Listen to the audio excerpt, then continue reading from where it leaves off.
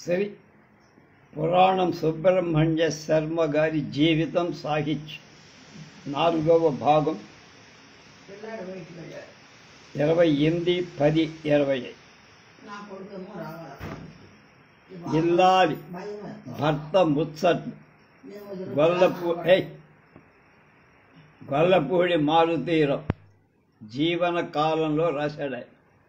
పురాణం వారి ఇల్లాలి ముచ్చట్లు శీర్షికకి రజతోత్సవం జరుగుతోంది 25. నాకు చాలా ఆనందం కలిగి తెలుగు సాహిత్యంలో భార్యలకు ఎంత అందమైన చరిత్రను కల్పించిన భర్తలు అరుసు. మునిమాణిక్యం గారి కాంతం నండూరి వారి ఎంకి స్థాయిలో తన ఇల్లాలికి పీట వేశారు పురాణం. ఆయన ఇల్లాలి ముచ్చట్లు ప్రారంభం కాకముందే ఆయన ఇల్లాలిని దాదాపు 3 శతాబ్దాల కిందటే నాకు తెలుసు. ఆ రోజుల్లో 1959లో నాకు ఢిల్లీలో అంతర్విశ్వవిద్యాలయ నాటిక పోటీలో ఉత్తమ రచనగా అనంతం బహుమతి పుచ్చుకుంటే అద్దె కడిగిన నన్ను సైకిల్ మీద వేసుకొని సభలో కూర్చొని చప్పట్లు కొట్టిన ఏకైక ఆంధ్రుడు పురాణం సుబ్రహ్మణ్య సార్. అప్పట్లో చీకటిలో చీలిక నవల రాస్తున్న ఆయన 182 నార్త్ అవెన్యూలో మోతే వేదకుమారి క్వార్టర్లో ఉండేవారు. నన్ను పందెపు కోడిలా దువి ఇంట్లోనే సమావేశపడి నా చేత నవలలోని భాగాలు చదివించారు. కపిల కాశీపతి, పంజాల రంగనాథరావు, కట్టారి సుబ్రహ్మణ్యం, శెట్టి ఈశ్వరరావు, బొమ్మిరెడ్డిపల్లి సూర్యారావు, కొత్త లక్ష్మీ రఘురావు వీళ్ళంతా ఆనాటి ప్రేక్షకులు. ఓ రోజు ఉదయాన్నే తెలుగు వార్తల్లో సూరంపూడి సీతారాం గారి గొంతు విని అప్పటికప్పుడు ప్లాట్ తాళం వేసి రేడియో స్టేషన్కి వెళ్ళాం. ఇద్దరం స్టవ్ మీద పాలు ఉంచామన్న విషయం ఇద్దరం మర్చిపోయాం. కొన్ని గంటల తర్వాత ఇద్దరం తిరిగి వచ్చేసరికి పాలు మరిగి పొంగి నల్లగా మసై గిన్నె కాలి నలుపెక్కిపోయి. తిరిగి నేను రొట్టెలు తయారు చేస్తే ఆయన కూర చేస్తూ సాహితీ చర్చ సాగించేవాడు. సాహిత్యం రుచి చూస్తూ నాసిరకం వంటలతో సరిపెట్టుకునేవాడు. నా ఆంధ్రభబ్ ఉద్యోగానికి ఆయనే అప్లికేషన్ తయారు చేసి రికమెండేషన్ ఉత్తరం పోగు చేసి విజయవాడ రైలు ఎక్కించారు. వాళ్ళింట్లోనే దిగి పురాణం సూర్యప్రకాశరావు, నేను నీలంరాజు వెంకటశేషయ్య గారిని కలిశాం. ఆయన రైల్వేలో ఉద్యోగం. సాయంత్రం పార్లమెంట్ స్ట్రీట్ మూల ఇండియా కాఫీ హౌస్ దగ్గర నిలబడితే 2 మొక్కజొన్న పత్తులు పట్టుకొని సాహిత్య అకాడమీ బిల్డింగ్ దగ్గర కనిపించేవారు.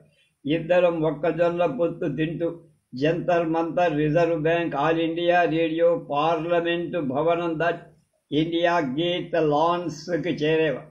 అక్కడ నాటకం రిహార్సల్స్. మమ్మల్ని అందరినీ ఆకేళ్ల అచ్యుతరాము గారు తన బుల్లి కారులో ఇళ్లకు చేర్చేవారు.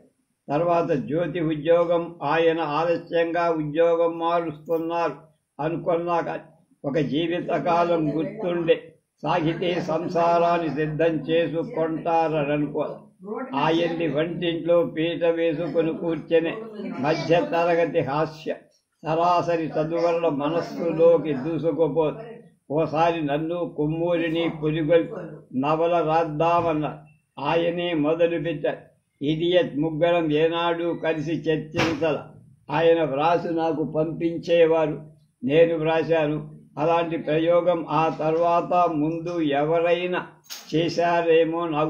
నాకు మొదటి ప్రశంస దాశరథి గారి దగ్గర నుంచి వచ్చి నార్లవారు నన్ను పురాణం వారిని కూర్చోబెట్టి గురజాడదారు గారి డైరీలు సాకు రాయించారు.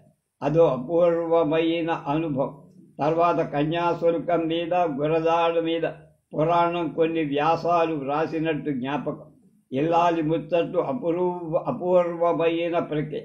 మధ్యతరగతి జీవితంలోని మాధుర్యానంత ఆ రచనల్లో పురాణం వారు రంగరించి పోశారు. వేలూరి శివరామశాస్త్రి, శ్రీపాద సుబ్రహ్మణ్య శాస్త్రి గారిలో కనిపించే తెలుగుదనం 100కి 100 పాళ్ళు ఆ వ్యాసాల్లో ప్రతిఫలిస్తాయి. శాంతారాం గారి సెల్యులాయిడ్ మీద చేసిన నవరంగు రంగుల కాగితం మీద తీర్చారు పురాణం. నవరంగిని గుర్తు చేసుకోవడానికి కారణం పురాణం ఇల్లాలికి నాకు తెలుసు కదా. ఆయన ఇల్లాలి కంటే ఇల్లాలి ముచ్చట్లు మూర్తి ఎత్తయిన మనిషి. 16 తెలుగుదనాన్ని పొణికి పుచ్చుకున్న సౌందర్య రాశి. ఈ పుస్తకం ఏదో ఉత్తర దేశంలో విశ్వవిద్యాలయం పాఠ్యపుస్తకంగా పెట్టారని నేను చదివా. విశ్వవిద్యాలయం దాకా వెళ్ళక్కల్లా ఇల్లాలి ముచ్చట్లు శీర్షికే చక్కని విశ్వవిద్యాలయం. పురాణం వారి జీవనాన్ని పరిశీలిస్తే ఆ రోజుల్లో నీలి వంటి కథలు గుర్తుకొస్తాయి. కానీ తర్వాత వారపత్రిక సంపాదక ఇల్లాలి ముచ్చట్లే మిగులుతాయి. పత్రికలో ఉన్నారు కనుక చాలాసార్లు కుడి ఎడమలకు తిరిగారు. కానీ ఆయన ఎన్ని చెప్పినా ఏం వ్రాసినా ఆయన హృదయం మధ్యతరగతి మనస్తత్వం. కానీ ఇల్లాలి ముచ్చట్లే చెప్తాయి. పురాణం వారు చాలా మంచి రచయితలకు చెయ్యందించి చాలామంది భుజం తట్టి నిజానికి ఈ కాలం వారపత్రికలో వ్రాయమని నన్ను చాలా కేవలం అడుగుతూ వచ్చి నా సినిమా జీవితంలో వారం వారం రాయగలనా అని సందేహపడ్డ. ఈ దినపత్రికలో మొదలు పెట్టడానికి ఆయన మిత్రుడు నండూరి వారే కాలం. రాయడం ప్రారంభించి 11 ఏళ్ళు జీవనకాలం గడిచాక వారి సంకల్పం ఎంత గొప్పదా అనిపిస్తుంది. నేను సూర్యప్రకాశరావు ఒక వయస్సు వాళ్ళం, అంటే సుబ్రహ్మణ్యం గారి తమ్ముడు. నన్ను భుజం తట్టి మారుతీరావు అని పిలిచే కొద్ది మంది మిత్రులలో గొల్లపూడి మారుతీరావు, అలాగే పురాణం నార్ల ఫోటో, అరుదైన ఫోటో ఇది.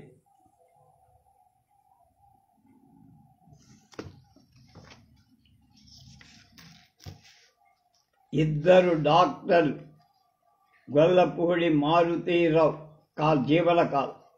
ఇద్దరు డాక్టర్లు, ఇద్దరూ నాకు సన్నిహితులు. ఆయా రంగాలలో సుప్రసిద్ధం.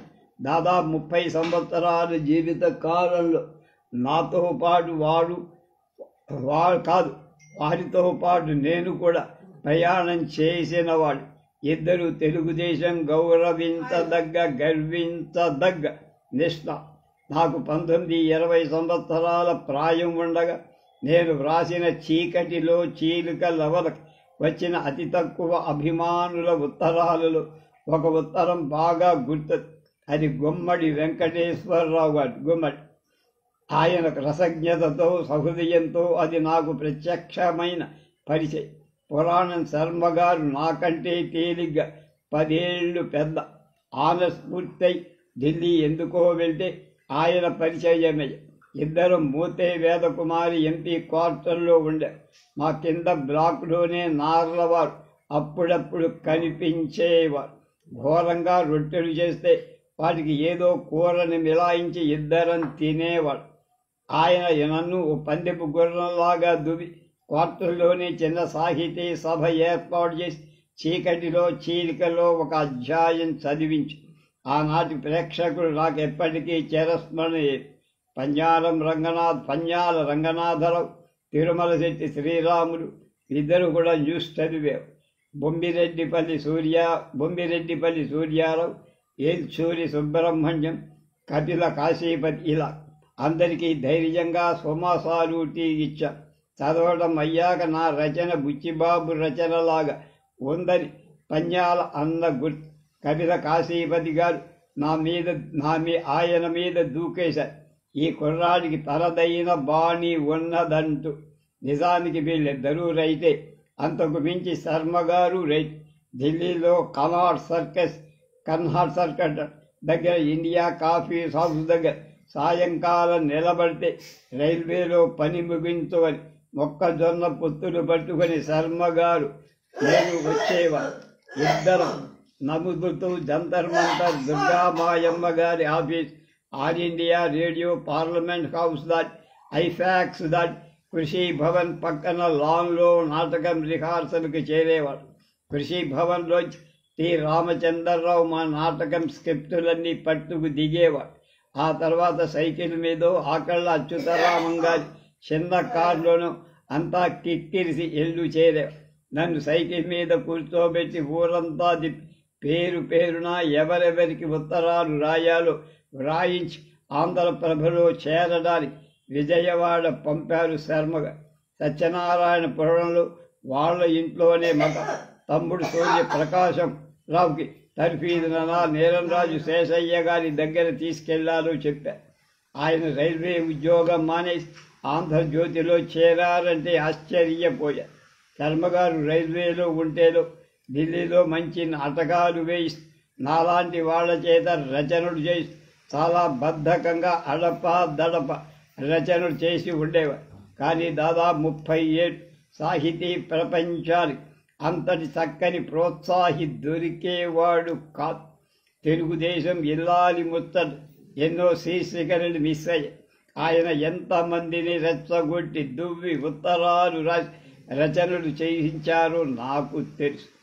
కాకపోతే వాటికి సాహితీపరమైన బరువుని డిగ్నిటీని సంతరించిన ఘనత శర్మగారి. నేను వేణుగోపాలరావు శర్మగారు కలిసి ఇడియట్ రాశారు. ఎన్నో నాటికలు కథలు నా చేత రాయించారు. కాకి చొక్కాలు కాఫీ చొక్కకి సబేరా హోటల్లో పేరు ఇచ్చి కథ రాయమన్నారు. ఆయనకి ఈ దశలో డాక్టరేట్ లేకపోయినా పర్వాలేదు, కానీ అలాంటి సాహితీవేత్తకి డాక్టరేట్ అవసరం. తెలుగు సాహితీ ప్రపంచానికి ఆయన ఇప్పటికీ మధ్య తరగతి మనిషి. లేకపోతే ఇల్లాలి ముచ్చట్లు రావు. మా శంకర మంచి చేత అమరావతి కథలు ఇప్పటి జీవన కాలంకి నండూరితో పాటు పురాణం పట్టుదల. ఇలా ఎన్నిటికో ఎందరికో ఎన్ని మంచి రచనలకు ఆయన పురోహిత్. డాక్టర్ శర్మ అంటేనే నాలాంటి వాళ్ళకి నవ్వొస్. ఎందుకంటే ఆయన ఆరోగ్యం మంచిది కాదు. శరీరాన్ని ఏమార్చి 40 ఏళ్లు పైగా పనిచేసినవాడు. నేను రేడియో నాటిక కళ్యాణి అని విజయవాడ నుంచే రాసి దానికి అతి హృద్యమైన ప్రశంస వ్రాసి పంపాడు గుమ్మడి. అప్పటికి నా రాగరాగిని కె వెంకటేశ్వరరావు గారి మద్రాసులో వేయించి నాకు అందమైన ఎర్రటి పూలదండ నాటకానికి తలదన్నే రచనలు చేసి చెయ్యగల మహానుభావుల సమక్షంలో నన్ను సత్కరించిన గుర్తు. ఆ దండ గుమ్మడి గారు ఆనాడు వేసింది చాలా విలువైన సాహితీపరమైన ఏ మంచికైనా చెబుకోసుకునే మనిషి గుమ్మడి గారు. తెర మీద ఆయన స్టేజీ నాటకాలు నేను చూడాల. ఆయన పాత్రలు ఏమీ కన్ఫ్యూజన్ లేకుండా ఎంత స్పష్టంగా నిర్దిష్టంగా ఉంటాయో జీవితం కూడా అంత సరళంగా నిర్దిష్టంగా దిద్దుకున్న మనిషి. ఏమీ భేషజాలు లేకుండా జీవనాన్ని జీవితంలో ఆటుపోటుని అంతే గంభీరంగా అలంకరించుకున్న మనిషి. పాత్రకి రచయిత సహాయం ఎంత తక్కువగా ఉన్న నిర్దిష్టమైన రూపాన్ని ఇవ్వగల అతి తక్కువ ఆ కాలపు మహానటుల్లో గుమ్మడి ఒకరు. మంచి రచన పాత్రీకరణ లేకపోతే ఏం చెయ్యగలరో అదే చందనాటి నిరసన రచయితని మాజీ నటుడుగా ఉన్న సందర్భం ఆయన ప్రక్కన అనే పక్కన పాత్రలో నడిస్తూ నేను నేర్చుకున్న మొదటి పాఠం ఏ పాత్ర నటుడికి చిన్నది కాదని, తనదైన బాణీలో తన మాత్రమే చెయ్యగల ఎన్నో పాత్రలను చిరస్మరణీయంగా చేసిన మహానటుడు గుమ్మడి. ఆయన విజయాల కన్నా ఆ విజయాలకు సంబంధించిన అనుభవాలు ఎంత విలువైనవిగా మనస్సులో పొందుపరుచుకుంటారు అస్మదాదుల గురించి. ఆ ఇద్దరి డాక్టర్ల గురించి ఇలా చెప్పడానికి ఈ చిన్న వ్యవధి అవకాశం చాలు. కానీ తెలుగు విశ్వవిద్యాలయం ఈ డాక్టరేట్ను ఇవ్వడానికి పురాణం గుమ్మడి గారుల పేర్లు ఎంపిక చేయడంలో ఆ గౌరవానికి మరింత గౌరవాన్ని పెంచి ఇందుకు తెలుగు విశ్వవిద్యాలయ అధినేతలకు వారి అభిరుచికి అభినివేశానికి అభినందనలు పలక. అది ఈ ఇద్దరి డాక్టర్లకు నేనిచ్చే కితాబ్. అది ఎంత మాత్రం కాదు, ఇద్దరు మిత్రులతో అనుబంధాన్ని ఒక అపూర్వమైన మజిలీలో నేను చేసుకునే పునశ్చరణ మాత్రం. పురాణం రాయని హంస గీత. దీన్ని ఆయన మేనలుడు బుడిసు వెంకట కామేశ్వరరావు గారు రాశారు వ్యాసం. పురాణం సీత లేక పురాణం సుబ్రహ్మణ్య గారు రాయాలనుకొని రాయలేకపోయింది. లాస్ట్ ఎపిసోడ్ ఆఫ్ ఇల్లాలి ముచ్చట్ ఒక ప్యారడీ కింద ఈయన రాశారు. యాండీ గురువు గారు, మీరు స్వాన్ సాంగ్ అనే హంస గీతల్లో ఇల్లాలి ముచ్చట్లు ముగిస్తారని మన డియర్ తెలుగు ఫాటక్స్ ప్రామిస్ చేశారుగా, మరి మాట నిలుపుకోకుండా బకెట్ కిక్ చేశారేంటి సారు? వారాన్ని కోటి చొప్పున దాదాపు 25 ఏళ్ల పాటు చెప్పింది చెప్పకుండా కొన్ని వందల ముచ్చట్లు చెప్పిన మీకు శివరాఖరికొక్కటి భారమైపోయిందా? రైల్వే కొలువుకి మంగళం పాడి పత్రికాఫీసులో చేస్తారని, ఇంత హిస్టరీ క్రియేట్ చేస్తారని ఎన్నడైనా ఊహించామా? అదే మరి డెస్టినీ అని ఒప్పుకుంటారా? 1967లోనేగా నార్లగారు పిలిచారంటూ సర్కారీ నౌకరి గుడ్ బై కొట్టేసి ఝామ్మన్ జ్యోతిలో జాయిన్ అయిపోయా. చేరడంతోనే నండూరి రామ్మోహన్ రావు గారు మీ చేత ఇల్లాలి ముచ్చటకి నామకరణం ఆయనే చేసి శ్రీకారం చుట్టించారు. తగిలేది తప్పేది చూసుకోవడం మనకి ప్రసిద్ధులకి కూడా ఎడాపెడా బరికి పారేశారు. తెలుగు పాఠక లోకాన్ని కిర్రెక్కించేశారు. అటువంటి this great feature final cheers చెప్పకుండా జారుకోవడం సబమేనా?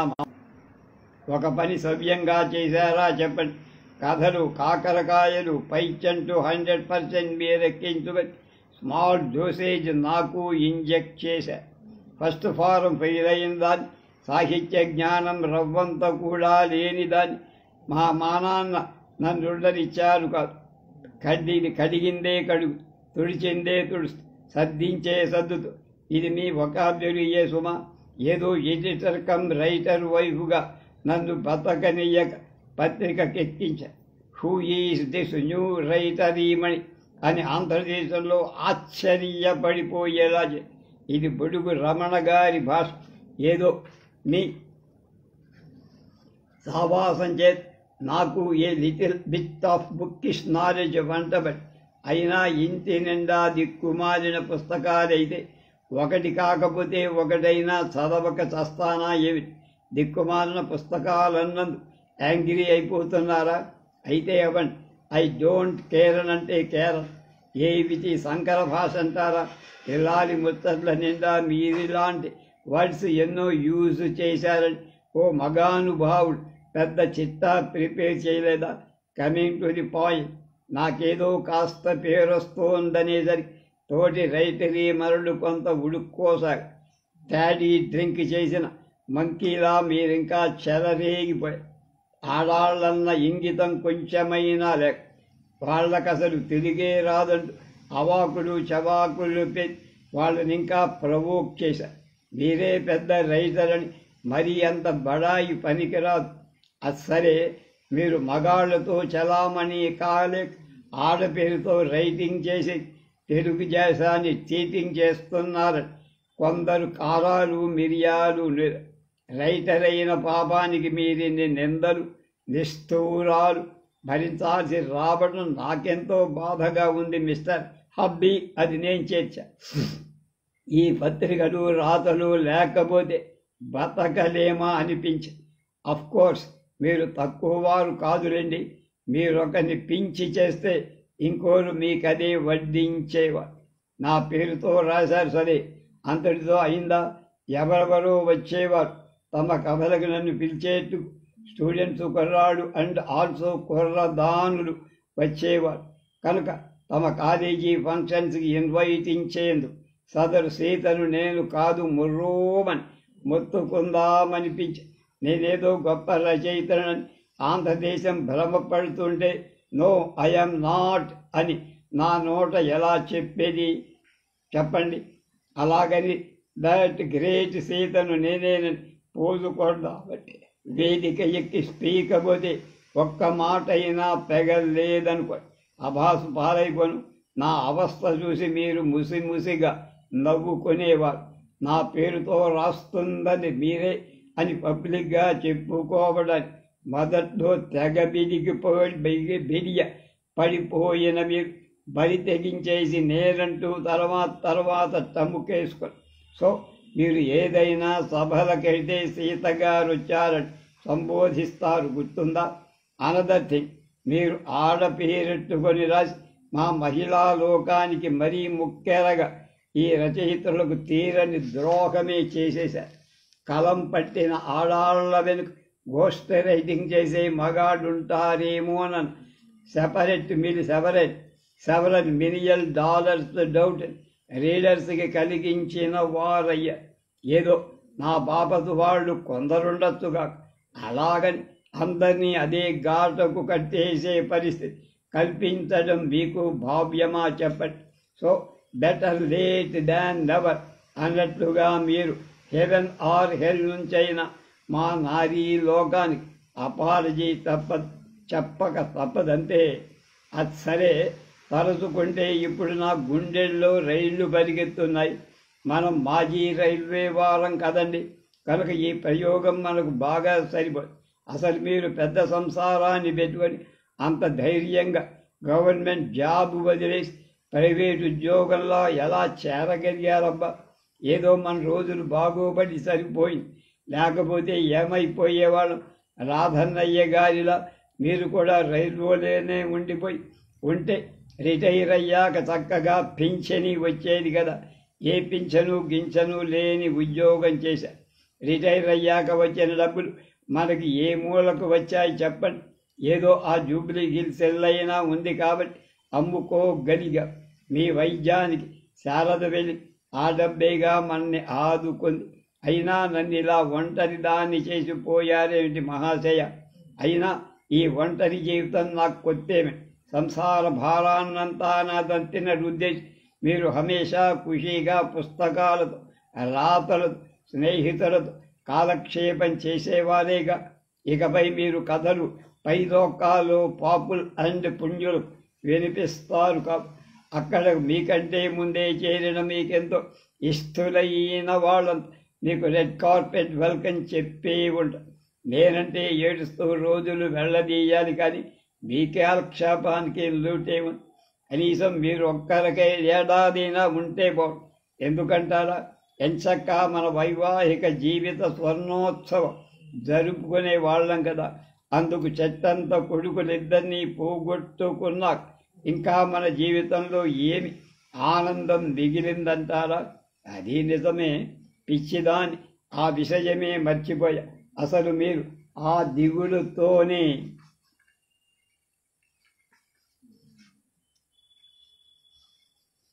పోయింది. ముందు రాముడుగాడు పోవడం, గాయం మెల్లగా మానుతోందనుకుంటే పచ్చని పెండి పందిట్లో నానిగాడు పుట్టుకొన పోవటం ఏమి చెప్పండి? దేవుడు మనం ఎందు బొత్తిగా దయలేని వాడే అయ్యా. మనం ఎందుకింత చిన్న చూపు చూశాడు? మనం ఎవరికి అపకారం చేశామని ఏమిటో తలచుకుంటే పిచ్చెక్కిపోతుంది బాబు. నా సంగతి సరే, కనీసం 50 ఏళ్ల పాటైనా మీతో జీవితాన్ని పంచుక. కానీ పాపం వాడి ఉమల మాటేమి, చిన్న వయస్సులోనే వాళ్లకు వైధవ్యమే. సమీర, పికాసో, శాండిల్యర్ తండ్రులు లేని పిల్లలు ఎందుకు కావాలి? చిన్న వయసులోనూ విడో కావటం మన పురాణం వారిళ్లలో ఆనవాయితే ఏలేండి. మీ కామేశ్వరమ్మ వదినే అనుకుంటే ఆవిడ కోడలకు అదే గది పట్టలేదా?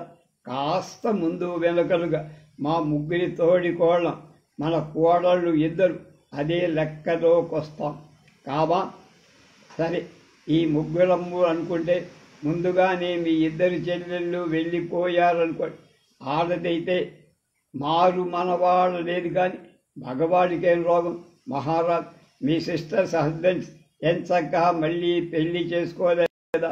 రాధన్నయ్య గారు వాళ్ళ నాన్నగారి గురించేగా కొత్త పెళ్ళామంటూ మీరొక కథ రాశారు. ఏ విధంగా చూసినా ఆడదాని బతుకే అధ్వానం. సరే, మీరు ఆంధ్రదేశానికి చెప్పదలిచిన లాస్ట్ ముచ్చటి స్వాన్ సాంగ్ అన్న పేరు ఎందుకు పెట్టదరిచారో నాకు అర్థమై. ప్రాణం పోవడాన్ని హంస ఎగిరిపోవటం అంటారు కదండి. సో మీరు ఈ లోకం నుంచి ఎగిరిపోయే ముందు రాయంగల ముత్తడి ఆ టైటిల్ నిర్ణయించుకున్నారన్నమ. చాలా బాగుంది బాబాయ్. నిజంగానే మీరు హంసలాగా బతికి నవ్వుతూ ఇతరులను నవ్వించారు. చదువు చట్టుబండలు లేని నాలాంటి ఒక పల్లెటూరి పిల్ల పేరు దేశమంతా మారు మ్రోగేలా చేసి ఇది నా పూర్వజన్మ సుఖం. ఇవాళ మీరు లేకపోవచ్చు కానీ మీరు చెప్పిన ముచ్చట్లకి మరణం లేదు. ఎన్ని జన్మలకైనా మీరే నా హబ్బీ కావాలని కోరుకుంటా. సెలవు ఇంకా డియ. పురాణం సీత. ఆంధ్రభూమి 2 ఫిబ్రవరి 1997. అయిన బుడిస కామేశ్వరరావు గారు ఆయన మేనమామ సుబ్రహ్మణ్యం గారి ఇల్లాలి ముచ్చటికి ప్యారడీగా రాశారు. చలంపై పురాణం పరిశోధన. ఇందరగంటి శ్రీకాంత సార్. వెనకటికోసారి జలసూత్రం రుక్మిణీనాథ శాస్త్రి గారు రంగుల రాట్నం అనే రచనకు సూచనప్రాయంగా ఇతివృత్తం సిద్ధం చేసి చలంగారికి అభిప్రాయం కోసం పంపారు. దాన్ని చదివి చలంగారు జరుక్ శాస్త్రికి ఇలా రాశారు.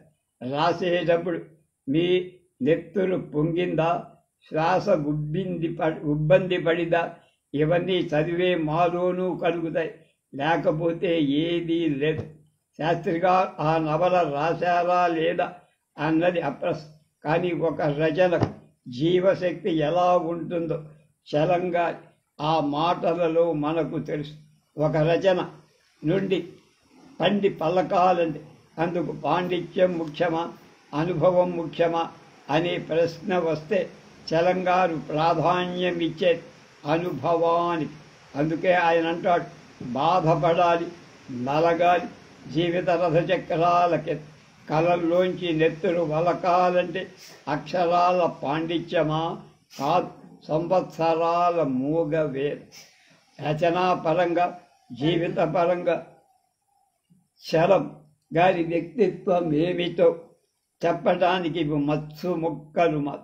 చలం అంటే అనుభవం, చలం అంటే ఆవేశం, చలం అంటే ఆకులు, చలం అంటే కవిత్వం, చలం అంటే ఎడతగని అన్వేషణ.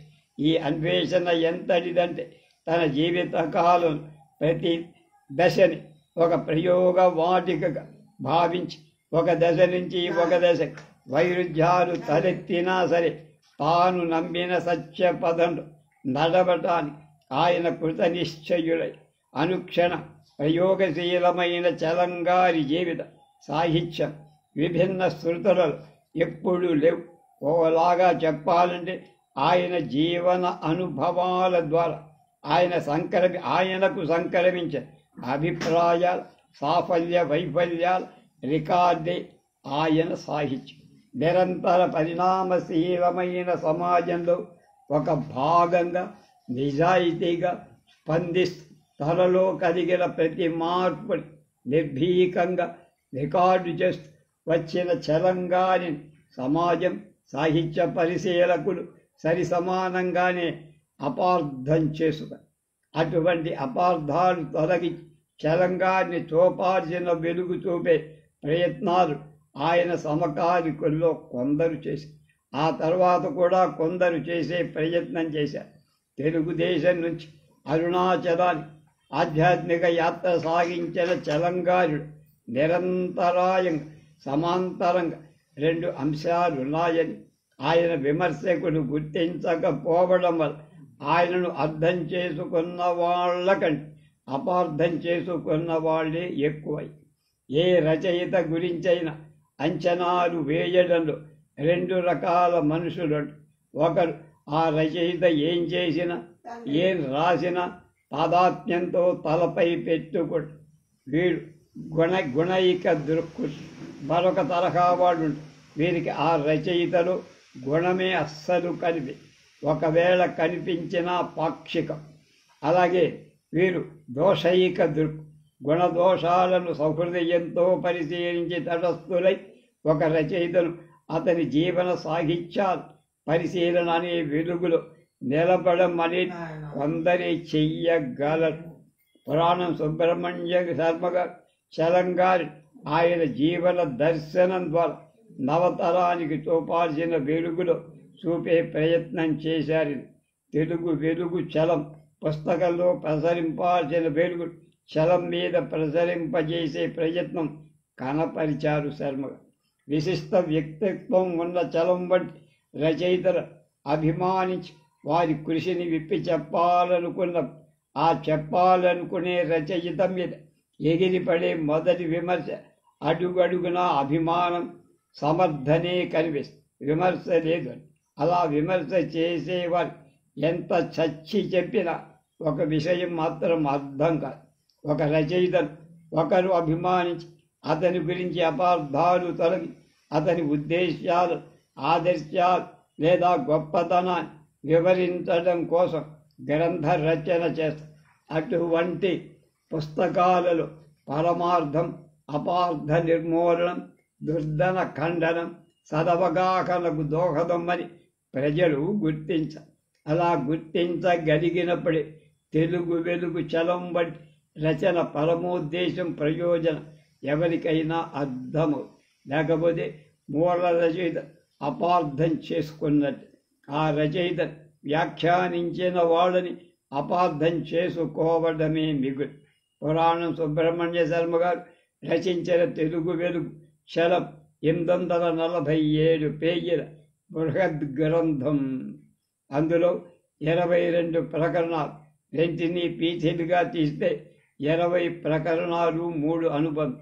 ఈ బృహద్ గ్రంథాన్ని పాఠకుల సౌకర్యం కోసం ఒకటి తెలుగు వెలుగు చలం, అరుణాచలంలో చలం, ఆంధ్రలో చలం అనే విడి సంపుటాలుగా ప్రచురణకర్తలు అందజేసి ఈ మొత్తం రచనకి భూమిక చలంగారి జీవితం, ఆయన సాహిత్య ప్రస్తావన ఎడనెడా కనిపిస్తూనే ఉన్న వాటి ప్రమేయం మాత్రం ఆయన జీవిత ప్రయోగాన్ని భంగపాటను వివరించాలి.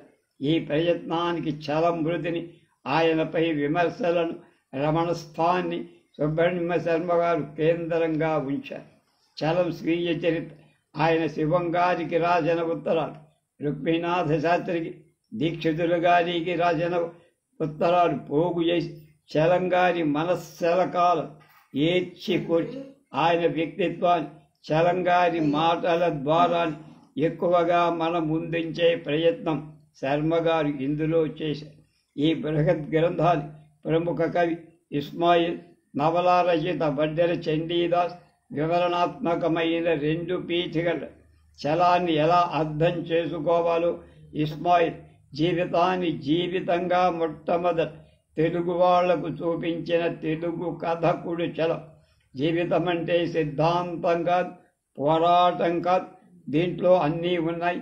ముఖ్యంగా దైనందిన జీవితాలు వెలిగించే చిన్న చిన్న సుఖాలు, అప్పుడప్పుడు కన్నీళ్ళు, పరిచయాలు, సరదాలు, ప్రేమ, ఎడబాట్లు, దిగుబాట్లు, కోరికలు, తృప్తి, అసంతృప్తి, ఆలోచనలు, ఊహలు, వీటన్నిటినీ ఆవరించి మన చేత జీవితాన్ని జీవింపచేసే ఉత్సాహం, ఆనందం, అది లేని జీవితమే. అటువంటి జీవితాన్ని తన రచన ద్వారా పరిపూర్ణంగా అనుభూతమయ్యేట్టు చేశాడు చలం అంట. మరొక పీఠికలో వడ్డెర చండీదాస్ చలం వ్యక్తిత్వాన్ని వివరిస్తూ ఉపరితలం మీద ఉన్న పాఠకులను లోతులకు దిగమని ఇబ్బంది పెట్టకూడదు. ఆ లోతుల ఆంతర్యపు సాంద్రత ఛాయను ఉపరితలానికి లాగి ఆ పాఠకుల చుట్టూ గాఢత్వం, లోతుల ఉనికిని కల్పించడం చలం ప్రత్యేకత, అసాధారణ ప్రతిభ అంట. చలం జీవితాన్ని, సాహిత్యాన్ని తులనాత్మకంగా సమీక్షిస్తూ ఈ పుస్తకం రాయటానికి ప్రారంభిస్తున్నానని మొదటి భాగాన్ని ఓ నిమిషం, ఓ మెరుపు, 3వ భాగంలో ఉపసంహారంలో రాస్తూ నేను జీవిత చరిత్రకారుడిగానే దలచినందు సాహిత్య విమర్శ, పరిశీలన పక్కకు పెట్టాల్సి ఉంది. అయితే ఆయన సాహిత్యాన్ని తరిచి చూడకుండా జీవిత చరిత్రకు మాత్రం నేను ఉపక్రమించడం లేదని మనవి చేసుకుంటున్నాను. దీన్ని బట్టి ఈ బృహద్ గ్రంథాన్ని పాఠకులు ఏ దృష్టిలో చదవాలో కూడా శర్మగారు నిర్దేశి మొదటి భాగాన్ని పరిశీలిస్తే ఇందులో ఉన్న ప్రకరణాలు పురాణం గారు ఒరిజినల్గా సేకరించి కష్టించి వివరించిన ప్రకరణాలు స్వప్నశాఖ, సాంకేతిక పర్వం, ఉత్తర క్రియ, మహాప్రస్థానం, ఆనందహారతి అనే ప్రకటమంత చలం మృతి సందర్భంగా వివిధ పత్రికలు వేసిన వ్యాఖ్యానాల సముద్ధరణ, ఆయనకు సన్నిహితులు మార్క్సిస్టేతర ఆహులు చేసిన అభిప్రాయ ప్రకరణతోటి నిండి ఉంది.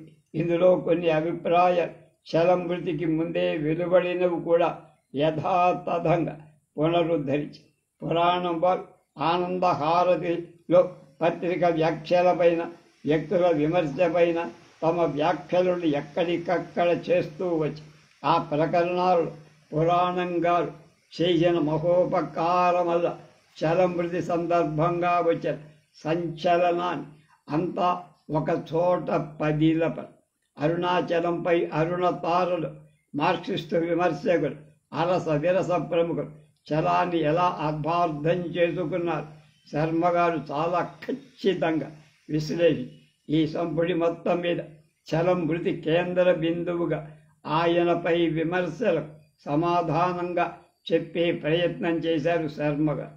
అరుణాచలం అనే రెండవ సంపుటంలో శర్మగారి సొంత ముద్ర ఉన్న ప్రకరణాలుగా భగవాన్తో భేటీ, రమణస్థాన్ అనే వాటిని పేర్కొనవచ్చు. శ్రీ రమణ లీల అనే ప్రకరణలో రమణ మహర్షి జీవిత చరిత్ర, విశిష్టత, గణపతి మణి చరిత్ర విస్తరి ఈ పుస్తక ప్రధాన ప్రయోజనాన్ని కొంత సాగదీసినట్టు అనిపిస్తుంది. ఎందుకంటే భగవాన్తో భేటీ అనే ప్రకరణలో రమణ భగవాన్తో చలం ప్రమేయం స్పష్టమైపోయి, అరుణాచల ఇంద్రజాలం అనే ప్రకరణలో మొత్తం శివం ఉత్తరాలు డైరీల నుంచి సేకరించిన చలం జీవిత విశేషాల వివరాలు ఒక దశలోకం. ఈ ప్రకరణాన్ని పురాణం గారి ప్రమేయం సేకరణ వరకు మాత్రమే అని అర్థమవుతుంది. అయితే 50 వరకు చలం జీవితానికి, అక్కడి నుంచి రమణ స్థాపన నడుమ నడిచిన చలం జీవితానికి ఈ ఉత్తరాలు లింకుగా పనికొస్తాయి. రమణ స్థాన్ అనే ప్రకటనలో చలం గారి ఆధ్యాత్మిక రచనల గురించి, వాటి ప్రేరణ గురించి, ఆయన చుట్టూ జీవించిన ముఖ్య వ్యక్తుల గురించి ప్రశస్తంగా వివరిస్తూ ఈ ప్రకరణలో అంశాల సేకరణకి, దీని రచనకి శర్మగారు ఎంత శ్రమించారు అక్షరాక్షరాన కనిపి. ఇది మూడవ సంపుటం.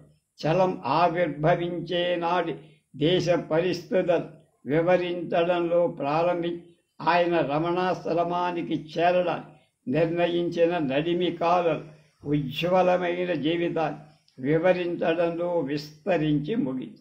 ఈ పుస్తకంలో శృంగార లీల, సౌరిత్ బాల్య విలాసం, ఆయన కుటుంబ సభ్యుల గురించి వివరణ చాలా విలువైన.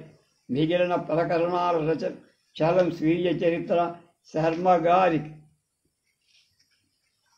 అడుగడుగునా ఉపయోగపడి అనుబంధాలను, మూడవ అనుబంధం రమణాశ్రమాల్లో బ్లాకీ, లక్కీ, జాకీ అనే 3 కుక్కల గురించి చాలా ఆసక్తికరంగా సాగి ఈ 3 ప్రకరణాల సంపుటాలు ముగింపుగా ఉద్దేశించిన ఉపసంహారం ఈ గ్రంథ రచనలు శర్మగారు తీసుకున్న శ్రమ కనిపిస్తుంది. ఈ బృహత్ గ్రంథాన్ని చదివి ముగించిన పాఠకుడికి ఒక్కసారి చలం ప్రపంచంలో మునిగి తేలి అనుభూతిಗಳು. చలంగారి రచనలు చిత్రాంగి, శశిరేఖ, దైవమిచ్చిన భార్య, మైదానం, పురూరవ, మృత్యు, ప్రేమలేఖలు, మ్యూజిక్, అరుణ, అమీనాల ప్రస్తావన ఆయా సందర్భాల్లో కొంతగా శర్మగారు చేసి ఆయనే చెప్పాడు. ఇందులో చలం సాహిత్యాన్ని అనుశీలించే ప్రయత్నం చెయ్యాలి.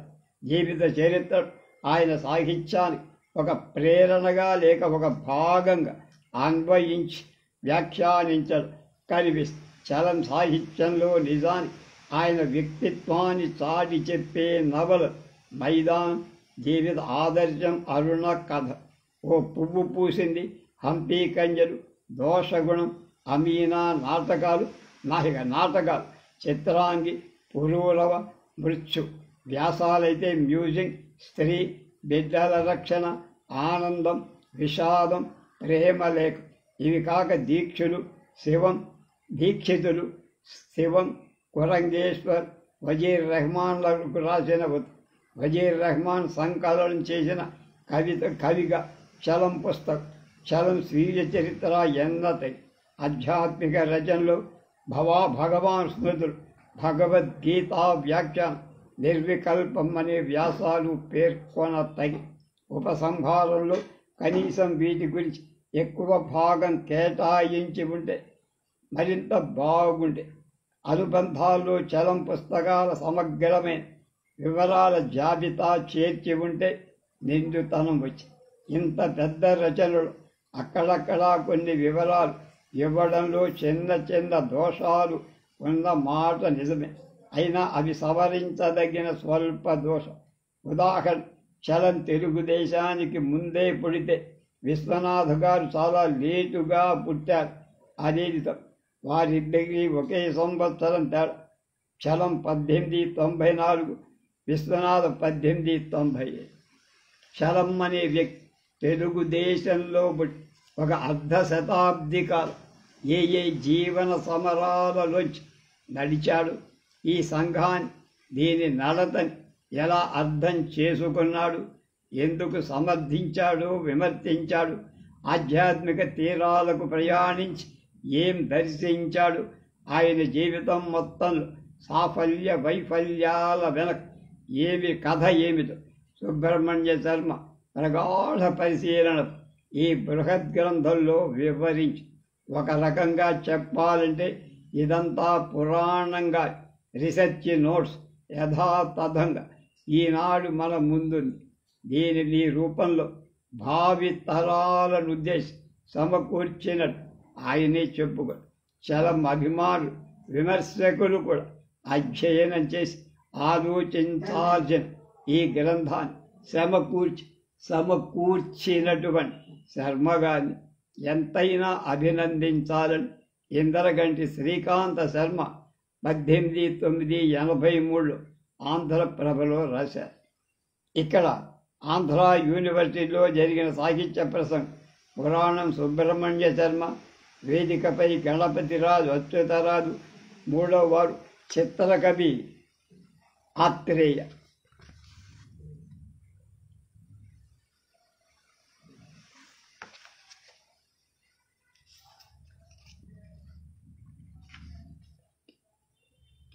రేపు అంతర్జాతీయ బహుమతి పొందిన పురాణం గారి కథ నీలి. ఆ కథ ఎలా ఎప్పుడు రాశారు దాని గురించి చెప్తారు, అది తెలుసుకుందాం.